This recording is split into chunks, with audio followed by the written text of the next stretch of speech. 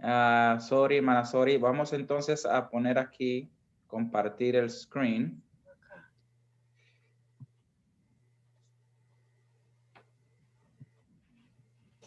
¿Pueden ver todo mi screen y me pueden escuchar?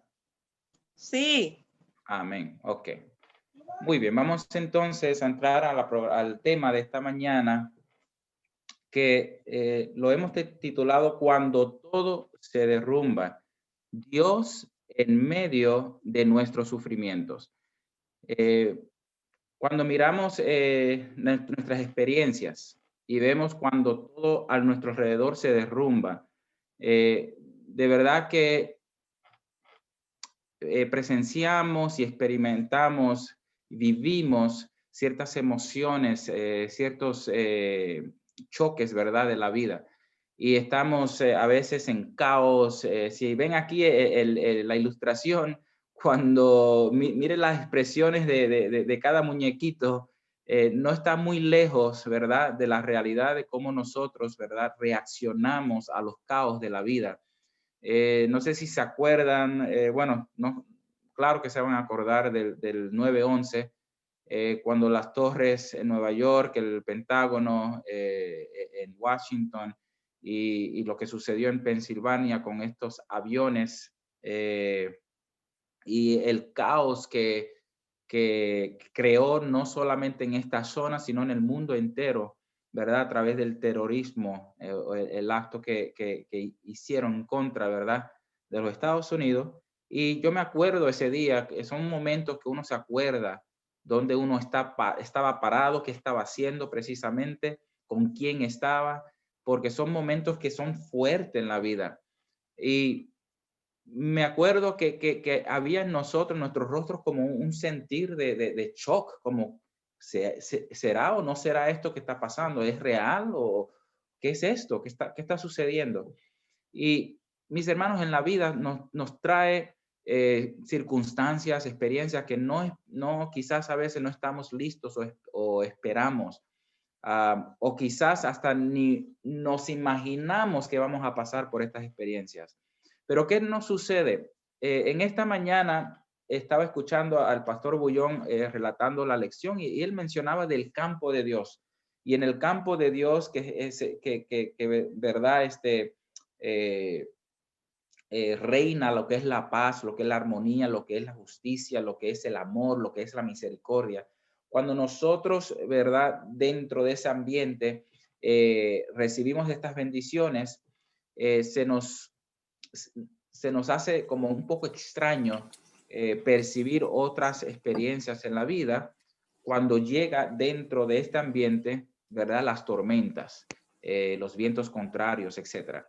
Pero más aún cuando nosotros mismos nos salimos de este ambiente de Dios y entramos en el campo del enemigo, donde entonces está la miseria, está el enojo, la ira, las contiendas, el caos, el dolor, etcétera.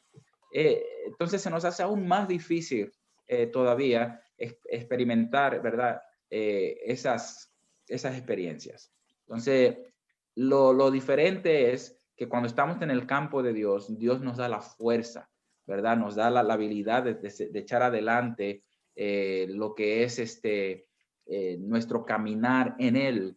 Cuando estamos en su campo, sí que entra, porque dice que el sol sale sobre los buenos y los malos y las lluvias también caen sobre los buenos y los malos. Pero la diferencia es que cuando estamos en el campo de Dios, cuando estamos en la sombra de Dios, bajo las alas del Omnipotente, estaremos seguros. Y me encantó el himno que eligió el hermano Alfonso, Roca Eterna, porque de verdad yo había elegido ciertos himnos, pero cuando le mandé la información a la hermana Juana no los tenía listos. Pero ese himno cae muy bien. Es muy similar al himno que había elegido también para la programación. ¿Qué roca eterna es nuestro Dios? ¿Verdad? En medio de todas nuestras tribulaciones. ¿Qué roca firme es nuestro Salvador? ¿Verdad? Que no se mueve. Pueden llegar las olas. Yo estaba en Santo Domingo, en la República Dominicana, con mi esposa durante el tiempo que nos casamos y estuvimos en nuestra luna de miel. Y allí llegamos a un lugar que se llama Costa Colorado, en el sur de la República Dominicana. Y ahí en ese lugar era pedregoso, era como un cliff pedregoso. No sé cómo se dice cliff en español.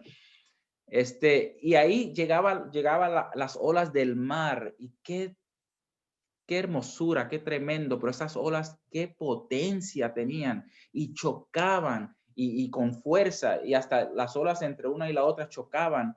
Y lo interesante es que aun por más grande que fuese esa ola, por más fuerte, esa roca no se movía, porque estaba firme. Ese es nuestro Dios en nuestras vidas. Cuando pasamos por las circunstancias que pasamos, las experiencias que vivimos, las dificultades, los desafíos que enfrentamos.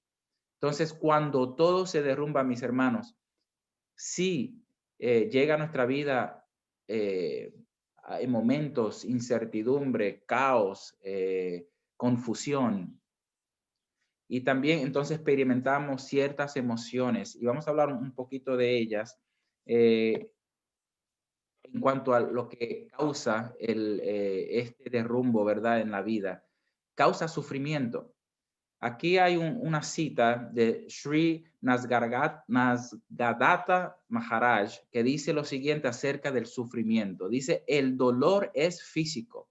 Es decir, lo que sentimos, ¿verdad? Es físico, es real. Si nos rompemos un brazo, sentimos ese dolor, es físico. Pero dice que el sufrimiento es mental. Más allá de la mente no hay sufrimiento, porque el sufrimiento es lo que entonces nosotros vivimos de acuerdo al ambiente fuerte que estamos enfrentando, lo que vivimos en nuestra mente. Y dice, el dolor es esencial para la supervivencia del cuerpo. El dolor es lo que te dice que algo está pasando con tu cuerpo. Tienes algo malo en tu cuerpo. Entonces el dolor te hace ver, te trae ese conocimiento de que tienes que hacer algo. Si te doblaste un tobillo, vas a sentir ese dolor y te va a decir, ve al doctor.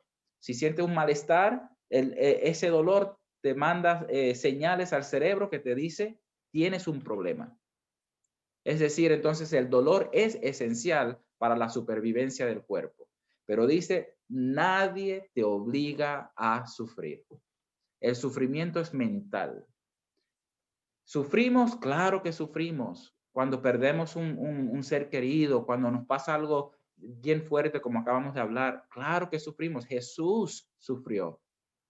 Y vamos a ver esto un poquito más adelante.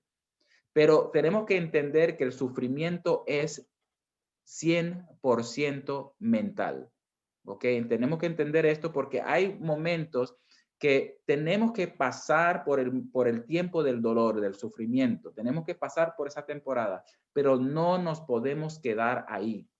Tenemos que tomar una decisión, porque es una decisión mental que tenemos que ejercer para decir, ok, sufrimiento te voy a dar hasta aquí. De aquí en adelante vas a quedar en el pasado y yo voy a enfocarme en mi futuro, en mi presente y en mi futuro, para seguir desarrollándome, creciendo y echando adelante mi vida, porque esta experiencia de la cual he acabado de vivir no va a definir mi vida, no va a definir mi destino. Entonces, es algo que uno tiene que tomar una decisión mental para decidir hasta aquí le doy al sufrimiento. Entonces, hay otra cita más en cuanto al budismo. No estoy promoviendo el budismo, pero hay ciertas enseñanzas que podemos recibir de muchas ramas, muchas fuentes, que nos hace entender ciertos conceptos. Razones del sufrimiento, según el budismo, es lo siguiente: querer controlarlo todo. Cuando tú sufres es porque algo está fuera de tu control. Desear que las cosas sean como tú quieres y no como son en realidad. Es decir, sufres porque tu realidad, tu presente no está como tú lo quieres. 3, aferrarte a lo que no puede ser. Entonces, uno sufre porque tengo que abrazar esto que no me gusta. Tengo que aceptarlo. y no lo quiero. Entonces, aferrarte a lo que no puede ser. 4, desear que el pasado sea diferente. Nos lamentamos. Si yo no hubiera tomado esa decisión, si yo no hubiera tomado ese camino, corrido esa carrera, entonces nos llenamos de sufrimiento por algo que sucedió en el pasado y queremos cambiar algo que no podemos cambiar, que es el pasado, ¿verdad? 5 es querer que otros sean como tú quieres que sean. Sufrimos cuando los demás no actúan, no reaccionan, y esto pasa mucho en la iglesia. Hay muchos que somos dirigentes, hay muchos que los ancianos, los directores de departamento, que tenemos programas, tenemos metas para la iglesia, tenemos muchas cosas que queremos hacer, pero nos quedamos cortos cuando vemos que las personas no apoyan, no están ahí con nosotros, no sienten lo que tú sientes, no miran como tú miras, no tienen las metas que tú tienes. Entonces sufrimos por eso. Pero mis hermanos, algo que no podemos controlar jamás es otra persona. Querer que otros sean como tú quieres que sean. Había otra cita, no me acuerdo cómo va la cita, pero más o menos va así, que en términos de cambios, es que lo que viene a tu vida que tú no puedes tratar, que tú no puedes cambiar, comienza a trabajar en lo que sí puedes cambiar, es en ti mismo, en tener una nueva perspectiva, en buscar otras formas, en mirar este asunto no ya negativo, sino como una forma positiva para crecer. El 6 dice no aceptarte como eres en todo momento. Y a veces hasta nosotros sufrimos porque mira que soy gordito, mira que soy flaquito, mira que tengo pelo corto, mira que tengo pelo largo, mira que se me cae, mira que no estamos satisfechos con quienes somos. Y es interesante, ¿verdad? Porque la lucha es diaria, porque nos miramos en el espejo diariamente. Y cuando nos miramos en el espejo, miramos, hay algo interesante, no me acuerdo totalmente las expresiones o la comparación, pero dice la diferencia del hombre y de la mujer es que el hombre cuando se mira al espejo, se mira todas sus cualidades positivas. El hombre cuando se mira, mira qué bonita mis cejas, mira qué bonito mi pelo, aunque se me está cayendo, mira qué chéverón, mira qué pollo está ahí en ese espejo. Pero la mujer cuando se mira al espejo, totalmente lo contrario. Mira que el color de mi pelo, mira que si me arrugas, mira que si aquello, que si lo otro. Entonces hay una diferencia entre cómo el hombre se ve en el espejo y cómo la mujer se ve en el espejo. Entonces, mis hermanos, tenemos que aceptarnos como somos, porque somos bonitos, somos la niña del ojo de nuestro Dios, de nuestro Salvador, nuestro Creador. Él nos formó con sus manos y Él no crea porquería, mis hermanos. Usted y yo somos la niña del ojo y somos el masterpiece, la pieza maestra, la creación maestra de nuestro Dios, de todo lo que ha sido creado. Y mira que la naturaleza es tremenda, bella. Uf, uno mira los distintos países y mira qué hermoso, qué bellos son. Mis hermanos y mis hermanas, usted es más precioso y más preciosa, más bella, más hermoso que cualquier creación que Dios haya creado. Entonces, aceptémonos como somos. Y en resumen, es vivir en tu mente y perderte del presente. Salgamos de nuestra mente, vamos a mirar la vida tal como está y como es, y vamos a vivir en ella. No nos mantengamos en nuestra mente, porque lo que hace cuando todo se derrumba a nuestro alrededor, causa pánico. En sí causa pánico. Cuando miramos todas estas cosas, es pánico, que no puedo controlar el ambiente, las personas, mi pasado, es pánico y comenzamos a vivir encarcelado en nuestra mente. Entonces, mis hermanos, vamos a mirar 4 personajes. Y en estos 4 personajes está Job. Job es el primer personaje que miramos en términos de sufrimiento. Todos estos personajes vamos a ver cómo el mundo se le ha derrumbado a su alrededor. cómo ellos han reaccionado y el por qué, ¿verdad? Se le ha llegado a su vida este derrumbe, este caos, ¿verdad? Entonces, mirando a Job, Job es el personaje que le llegó a su vida un derrumbe, un caos, un sufrimiento que no conocíamos el por qué, ni al final de la historia conocimos el por qué. Solamente sabemos que Dios permitió que su vida se derrumba. Vemos aquí lo más interesante que podemos sacar de esta historia y de este capítulo de Job, de este personaje de Job, es Job 1:1.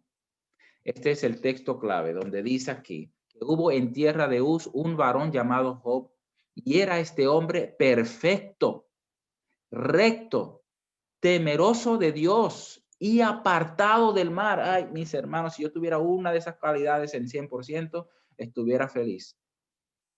Job era perfecto, recto, temeroso de Dios y apartado del mal. Y le sucedió todo esto que conocemos de él. Aquí en la foto vemos los tres amigos que lo que andaban eran acusándole. Algo hiciste tú. Pero ¿qué pasa cuando nuestra vida se derrumba? Cuando no sabemos el por qué. Si cometemos un error, pues está bien, como que a cierto nivel aceptamos el derrumbe de nuestro alrededor. Esto lo causé yo porque hice algo, pero Job no hizo nada. Y al final sabemos que Dios lo bendijo. ¿Y por qué lo bendijo? Por su actitud. Dice Job 2, de 9 al 10, que su esposa le reprochó. Dice, ¿todavía mantienes firme tu integridad? Chico, date por vencido ya. Maldice a Dios y muérete.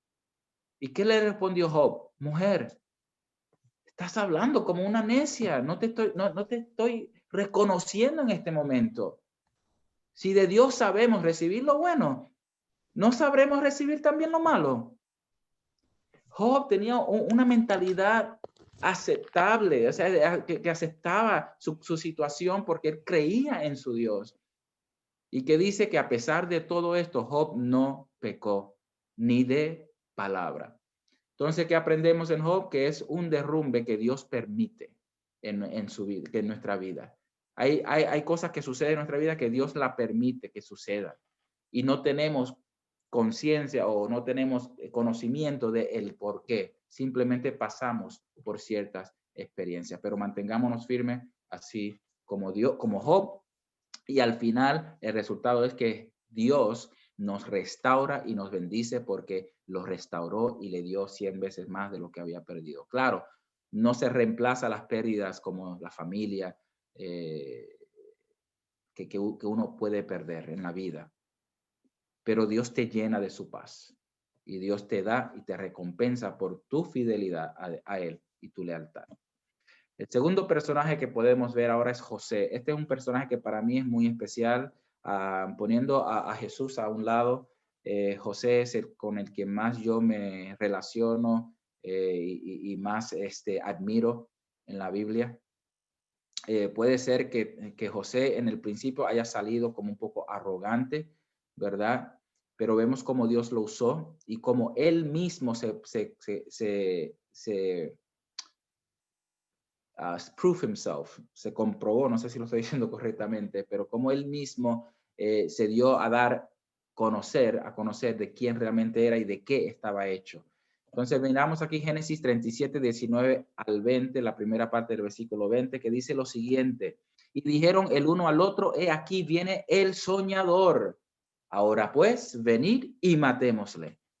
¿Cuántos de nosotros nos podemos relacionar con este versículo?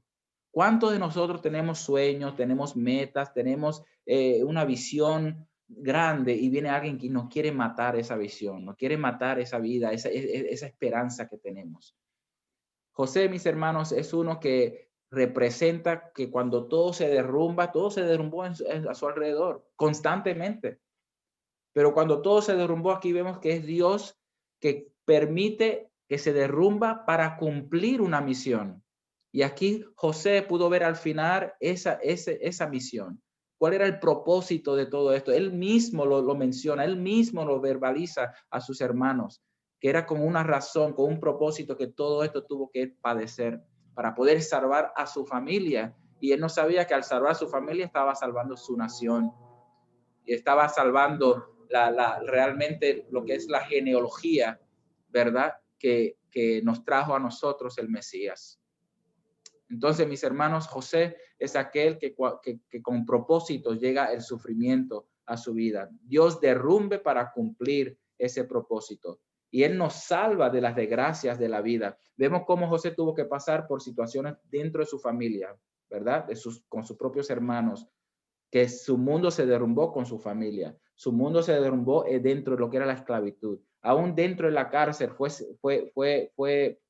derrumbada su vida.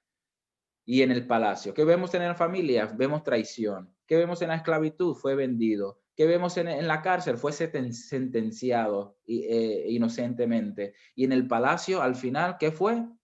Fue liberado. Fue liberado porque Dios lo elevó. Dios lo puso en una posición de autoridad donde entonces Jesús, Dios, pudo cumplir su propósito en él. El tercer personaje que vemos es Sansón. Aquí, mis hermanos, nosotros conocemos, y todos estos personajes son básicos, son personajes que todos conocemos sus historias. Sansón es la persona que representa que las cosas se derrumban a nuestro alrededor por nuestras propias manos, nuestras propias decisiones. Sansón fue un personaje súper fuerte físicamente, pero mentalmente muy débil, muy débil. A través de sus sentimientos por una mujer, perdió su cabello. Al perder su cabello, perdió sus fuerzas. Al perder su fuerza, perdió su visión. Al perder su visión, perdió su libertad y cayó en la cárcel por una mente débil. Entonces hay momentos en la vida que nosotros mismos derrumbamos nuestro caminar, nuestro camino, nuestro alrededor, nuestro ambiente, ¿no? Por nuestras propias manos, por nuestros propios pensamientos, por nuestras propias acciones, creamos y traemos a nuestra vida un derrumbe tremendo a nuestro alrededor que crea caos y pánico en nuestra vida y sufrimiento. Cuando nosotros derrumbamos nuestras vidas, mis hermanos, es cuando nos alejamos de Dios, cuando nos apartamos de la visión de Dios. El pastor Bullón nuevamente esta mañana no sabía cuánto él iba a colaborar con el tema de esta mañana, pero también mencionó algo muy importante, que era el cristianismo corporativo versus lo que es el cristianismo íntimo, auténtico, personal. Yendo a la iglesia, estando formar parte de membresía de una iglesia que tiene tremendas programaciones, escuelas sabáticas, cultos, semanas de oraciones, evangelismos, etcétera. Eso no te garantiza a ti que tú tengas una relación perfecta, íntima con tu Salvador. Eso es un cristianismo corporal. Es entrar a un edificio y compartir con otros ciertos eventos, ciertos servicios. Pero ¿dónde está nuestro cristianismo íntimo? ¿Dónde está cuando nosotros vamos a la iglesia, a los servicios? No vamos a formar parte de una programación, sino formar parte de una relación, porque te vas a encontrar con tu Salvador personal. Entonces, eso es lo que nos ayuda a mantenernos enfocado en cuál es nuestro propósito, y es vivir íntimamente en una relación con nuestro Dios. Y aquí Sansón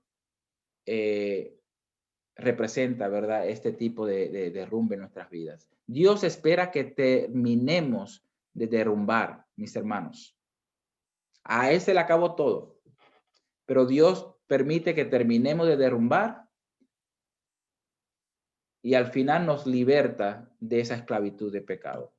Dice Gálatas 6, 7, 8 lo siguiente: no se engañen de Dios, nadie se burla. No se engañen, de Dios nadie se burla.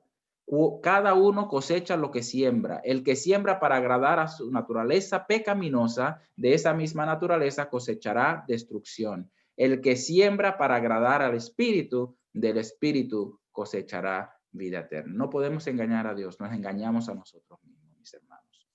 Entonces, algo interesante que pude aprender de esta experiencia de Sansón es lo siguiente: que Dios usa estas oportunidades. ¿Tenía que Sansón pecar? ¿Tenía que Sansón caer en las manos del enemigo? No. Yo les aseguro que si Sansón se hubiera mantenido fiel a Dios y astuto y cuidarse como Dios quería que se cuidara, yo estoy seguro que Dios hubiera cumplido su misión de derrotar a los enemigos de otra forma, de otra manera. Pero aquí cayó Sansón. Entonces Dios usa esa situación y la convierte para cumplir un propósito, una misión, ¿verdad? De Dios.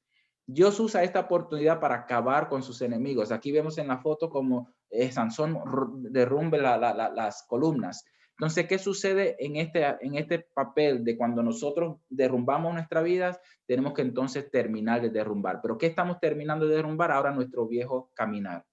Ya hemos derrumbado todo lo que era de valor a nuestro alrededor, pues ahora vamos a derrumbar a aquellos que nos hizo derrumbar lo de valor. Es decir, vamos a acabar con los enemigos. Vamos a acabar con esa forma negativa de pensar. Vamos a acabar con esa idolatría en nuestra vida. Vamos a comenzar a caminar en el camino, quien es Cristo Jesús, la verdad y la vida. Entonces vamos a acabar de destruir lo que nos hace a nosotros destruir a los demás. Y es el pecado en nuestra vida.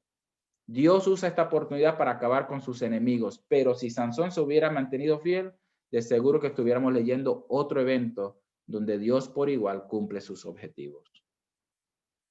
Finalmente, mis hermanos, llegamos al personaje de Jesús. Jesús es la persona que representa cuando se derrumbe nuestro alrededor, nuestra vida, ¿verdad? Cómo Él está en el centro de ese derrumbe.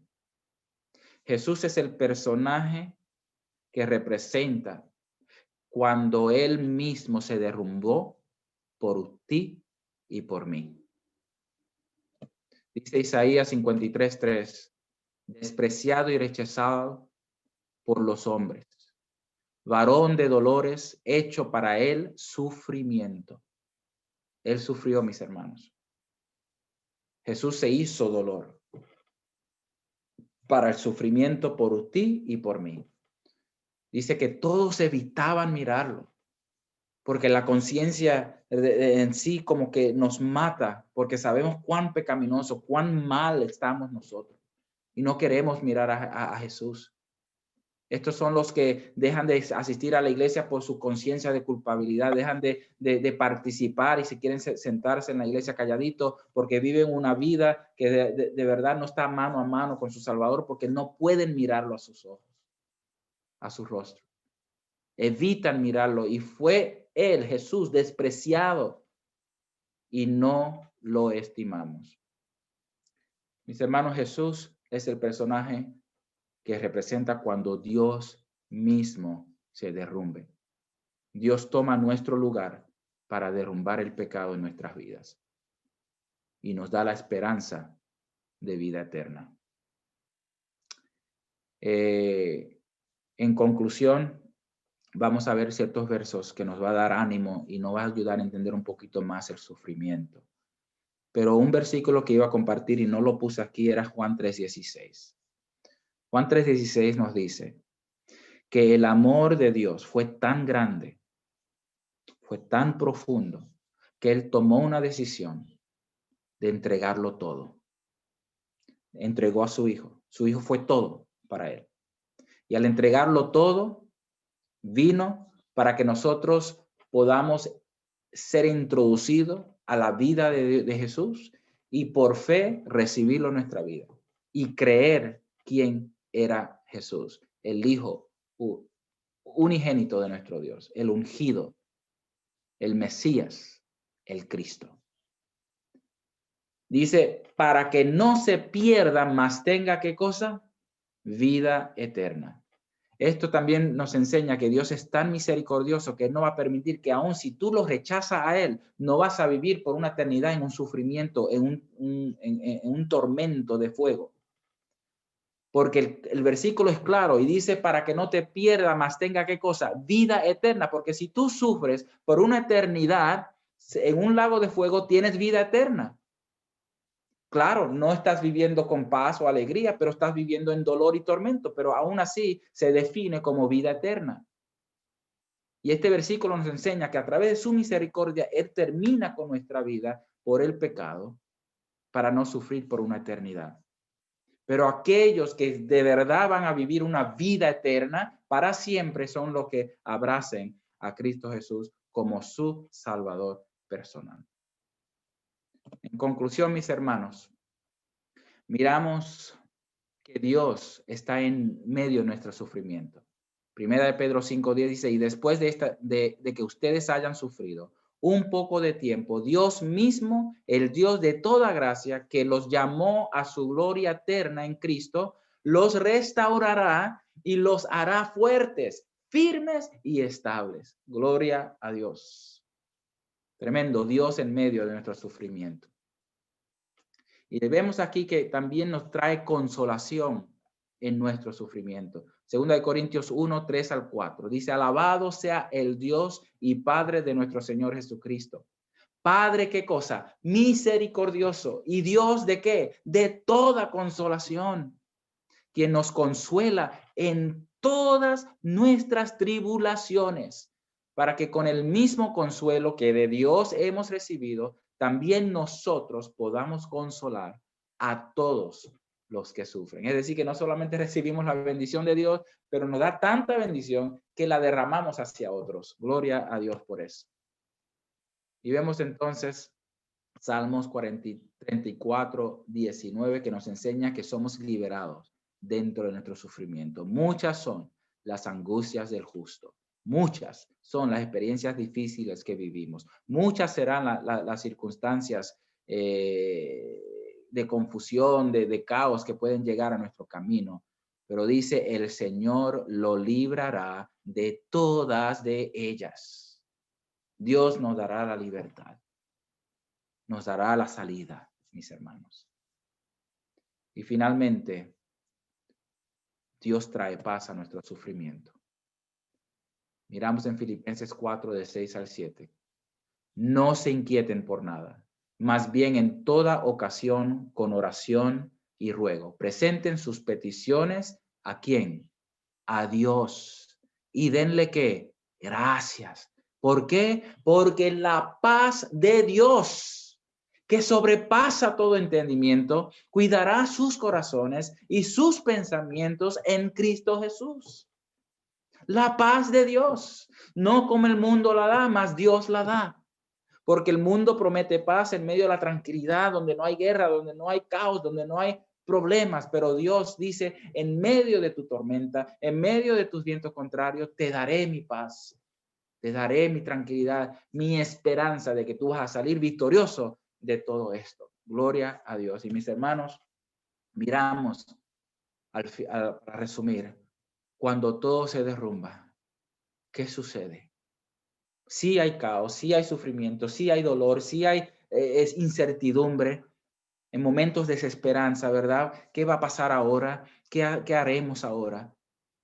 Pero vemos cómo en medio de nuestra situación comienzan a presentarse ciertos personajes que nos trae aliento, ánimo, apoyo, una mano para podernos levantar, que se llama familia, amigos, hermanos en Cristo.